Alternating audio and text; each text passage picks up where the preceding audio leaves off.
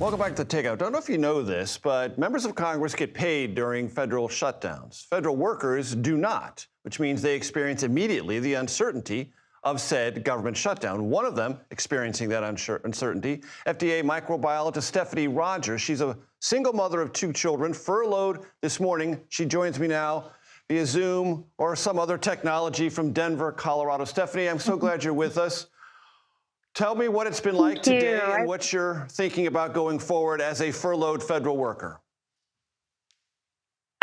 It's always very concerning how we're going to survive day to day or what our future holds, especially considering children and healthcare, the healthcare issues that we are currently facing, in Congress, as well as other issues that we face as federal employees. And so it's a scary moment today.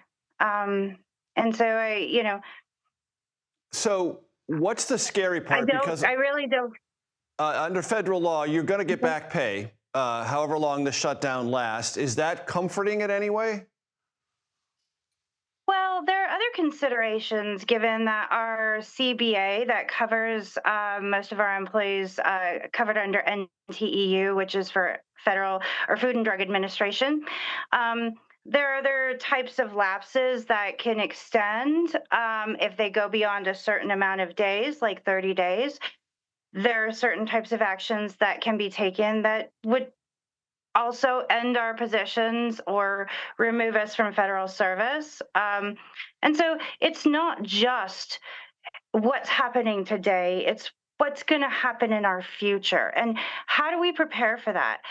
How do we, with so much uncertainty, how do we know what we should do?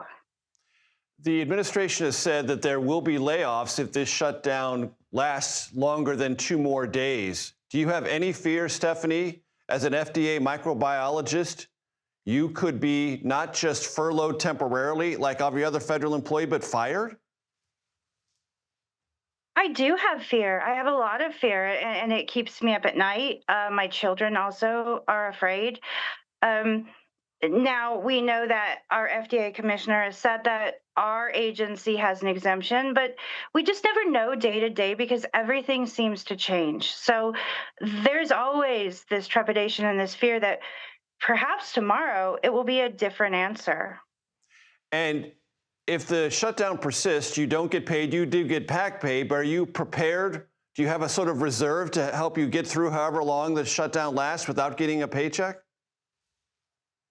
I have prepared myself. I've been preparing for a little while as we knew this was coming.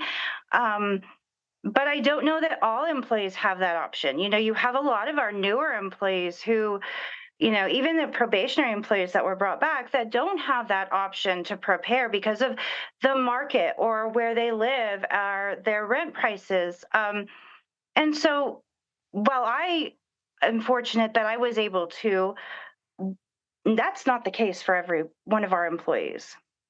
Stephanie Rogers, I appreciate your time and your expertise and your service to the federal government. I wish you the best during the furlough period for however long the government shutdown lasts. Thank you very much for your time. I appreciate it. Thank you. All right, our next guest is experiencing the impacts of this shutdown firsthand. Neil Schneider is the treasurer of a local chapter of America's largest federal employee union of government workers. He's based in Denver's Department of Labor, and he joins me now. So thanks so much for making some time for us. Can you just for us explain the current status of day 3 of this shutdown and how it affects you? Sure. And the effect that I'm having is the same that our union members are having, and that's they're very anxious, they're fearful, they're worried. And the reason for that is we have employees who are working currently for free, and then we have 550,000 others who are furloughed. They don't know when their next paycheck is coming, and that worries them. They don't know what's going on. Not knowing when your next paycheck is going to be is extremely worrisome for anyone in this situation. And, on top of this, people that are not working, they are being used as pawns in political negotiations. And we're talking about civil servants who have dedicated their lives to help others. And what do they get in response? They're getting threats that they're going to potentially lose their jobs permanently. And Vlad, I just don't think that that's right. Yeah, I mean, so if you could be on the floor of the United States Senate and deliver this message to lawmakers on both sides of the aisle, what would you say to them? I'd absolutely say that it's time for us to not be divisive. Everyone is saying this. The Congress needs to listen to the people. The people are asking for Congress to come together and work together to do their jobs. Federal workers, they show up every day to do their job, and Congress needs to do their job, work together, and come to a solution, because this is not just hurting federal workers. This is also hurting the American people in several different ways. Yeah, we all lose, Neil, as you point out, when Congress can't do their job.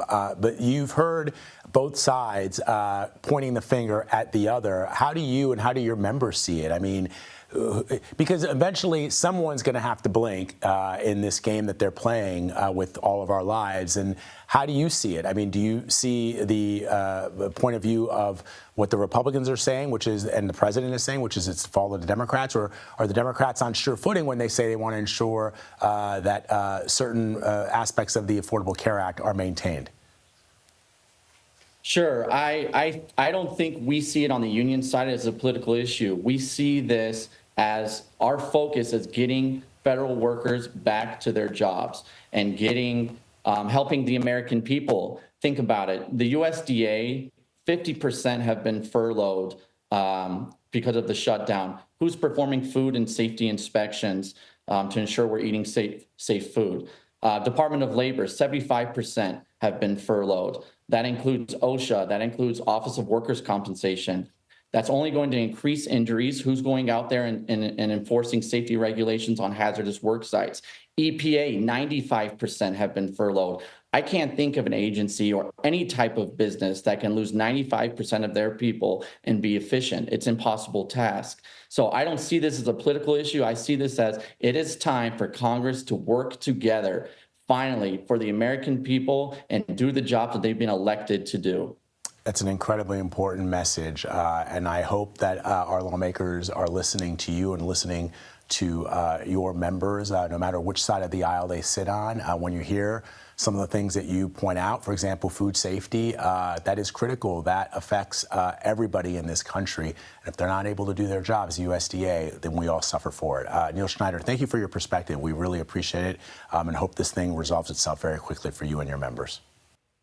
Hundreds of thousands of federal workers are at risk of losing their pay as this government shutdown continues. And the Congressional Budget Office is estimating 750,000 federal employees will be furloughed each day. The White House is also warning permanent layoffs are imminent.